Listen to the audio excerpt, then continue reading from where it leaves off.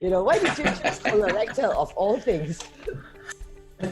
Actually, believe it or not, it's often a question people ask me. So I'm normal. I'm normal. Yeah, you're normal. Even my boys, when they're very young, also, make fun of it.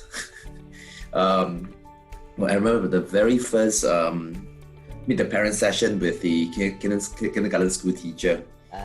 The teacher asked me, so what do you do for a living? I'm going, what do you mean? Because your son kept telling everybody in the class that my daddy checked people's backside. No. So essentially why I'm doing this is because colorectal surgery is because of colon cancer is the most common cancer now. So because of this, a lot of research, it's a very exciting field. A lot of research is done on it. A lot of innovation in technology. We're going to play with a lot of toys. It's tremendous field. Hence, it's a very exciting field. That's why I'm into it. Okay, so the interval between scope, if you have a scope done and it's a normal scope, there's no polyp, very good, congratulations. But your next scope is 5 years time. However, if you have a polyp removed, then you need to repeat the scope in 1 or 2 years time to make sure that there's no new polyp. The repeat scope in 1 or 2 years time is clear, then the next scope is 5 years time. Oh wow! So 5 years later, then you need to check lah.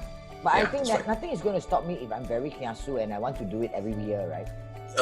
Yes, there's nothing kiasu, but I usually tell my patients, I got a lot of patients who does that, but I say there's no real need to. If my scope is clean, it's clear, I will tell you come back in 5 years and read. Okay, but however, if you have family history of colorectal cancer or if you have personal history of cancer, then I would suggest maybe do a bit earlier, 3 yearly rather than 5 yearly.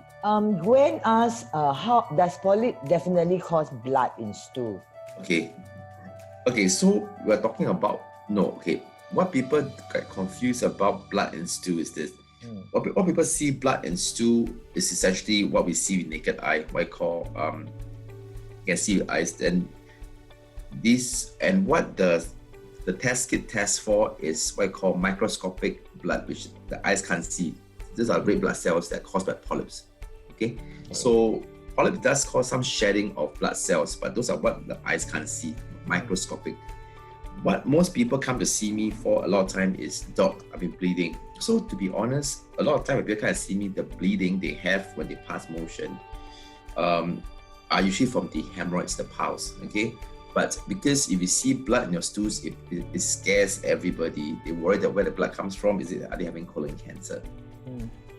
But we wouldn't know the blood came from... Yes, you would not know, but okay, so... outside or is it inside, right? Okay, so the simple answer to that, a very rudimentary answer to that is that if it's bleeding from the hemorrhoids, it's usually fresh blood because the hemorrhoid is an anus. When blood comes out, it comes as fresh blood. Oh. The tumor is bleeding further up the large intestine. By the time the blood comes down, it gets digested, the blood becomes darker in color. They call water blood. Oh. Very, very different kind of bleeding. Wow. But we laymen, we wouldn't know, right? So yeah, wouldn't know. Yeah. Tested, right? Yeah. So you got bleeding, my general advice is go and see a doctor. Okay, if any one of you have bleeding of any form, should just see a doctor, okay? Yeah, whichever part of your body, from your hair follicle to your toes. That's my general colorectal bleeding. That's a very good question here, which I would like to ask. Is how long will it take? Yvonne asks, how long will it take for polyp to grow into cancerous cell? So the question is that if I do a scope today, okay, it's all clear. I got no polyps, but somehow, very unfortunately, the next day I grew a polyp. So how long before this polyp become cancer?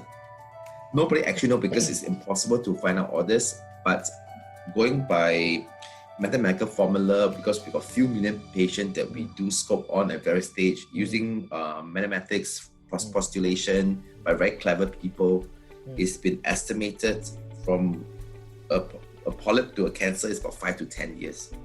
Okay. Oh. Hence the interval scope for a normal polyp or for a normal person is 5 yearly. Meaning that if you have a scope that is normal, the next day you have a polyp, you do a scope in 5 years time, the polyp is still not cancer, you can still remove it. Because it's a toggle, it's a balance between scoping you too regularly and scoping you not regularly enough that you get a cancer in between the scope. So 5 years is what we toggle with. When does the detection of tumor becomes too late for treatment? I think this is what's on top of my mind as well. Okay, so tumor is curable by definition most of the time if it's not spread. Meaning, okay, all cancer have 4 stages. Okay, stage 1 to 3 means it's just the advancement of cancer. Stage 4 means it's spread to other organs. At that time, treatment may not be curable, to be honest. So that depends on the staging of the cancer where it's found.